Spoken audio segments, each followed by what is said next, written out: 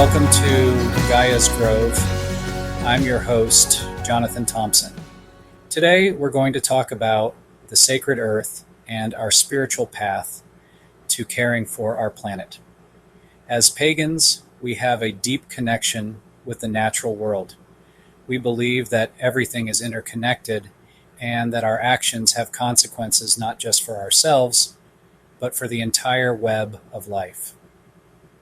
Today, I want to talk about one of the most important beings in this web, Gaia, the Earth Mother.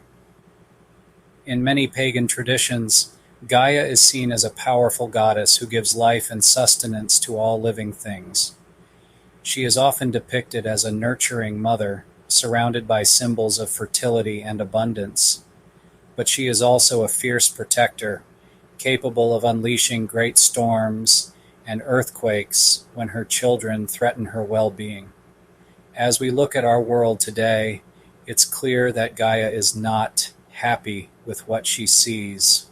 Our planet is suffering from the effects of human greed and neglect. We are poisoning our air and water, destroying habitats, and exploiting natural resources without thinking about the long-term consequences. It's as if we have forgotten that we are not separate from the earth, but a part of it. So how can we take care of our beloved planet? How can we show Gaia that we love and respect her, just like we would want others to love and respect us?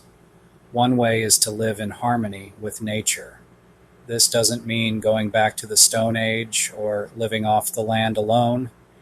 It means making conscious choices in our daily lives to reduce our impact on the environment. For example, we can use public transportation, carpool, or bike instead of driving alone. We can use reusable bags and containers and avoid single-use plastics. We can even make a difference by planting trees, gardening organically, and composting our waste. But it's not just about individual actions. It's also about changing our collective mindset. We need to see the earth as a sacred trust given to us by Gaia herself. We need to recognize that we are all interconnected and that every decision we make has an impact on the web of life. Another way to take care of our planet is through spiritual practices. We can connect with nature through meditation, prayer, or simply spending time outdoors. We can honor the cycles of the earth, the seasons, the tides, the rhythms of life and death. We can recognize that every living thing has a sacred place in this web, from the smallest insect to the largest tree. But Gaia's love is not just for the natural world, it's also for her children, all human beings. Whether we are rich or poor, healthy or sick, able-bodied or disabled, we are all worthy of love and respect. We are all deserving of dignity and compassion. As pagans, we believe in the power of community and mutual support. We know that we don't have to face challenges alone.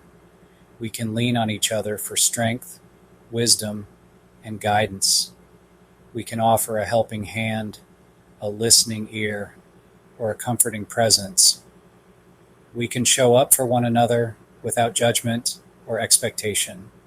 This doesn't mean that we won't have differences and conflicts, but it means that we will strive to resolve them in a way that is fair, just, and compassionate. It means that we will treat each other with kindness, respect, and understanding, regardless of our social status, economic situation, or cultural background. In this sense, taking care of Gaia is not just about saving the planet, it's also about building a more loving, supportive community. It's about recognizing that every individual has a sacred place in this web of life, and that we are all connected by threads of love and compassion. As we move forward on this journey, I want to leave you with a powerful message from Gaia herself. You are my children, and I am your mother. Treat each other with kindness and respect, just as you would want me to treat you. Love the earth, and she will love you back. Honor the cycles of life and death, and you will find peace and harmony in all that you do. Conclusion. As we close this sermon, let us remember that taking care of Gaia is not just a moral imperative, it's also a spiritual practice. It requires us to connect with nature, honor the sacred web of life, and treat each other with love and respect. May we strive to be good stewards of the earth, using our gifts and talents to make a positive impact on the world around us. May we recognize that every individual has a sacred place in this web, and that we are all connected by threads of love and compassion. And may we remember that Gaia's love is not just for the natural world, it's also for her children, all human beings. May we treat each other with kindness, respect, and understanding, regardless of our social status, economic situation, or cultural background.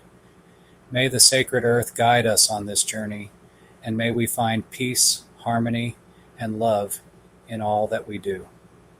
Blessed be. Thank you for joining me on this episode of Gaia's Grove. May the sacred earth guide us on our journey, and may we find peace, harmony, and love in all that we do. Blessed be. And if you want to get a hold of me by email, I will have it in the description down below.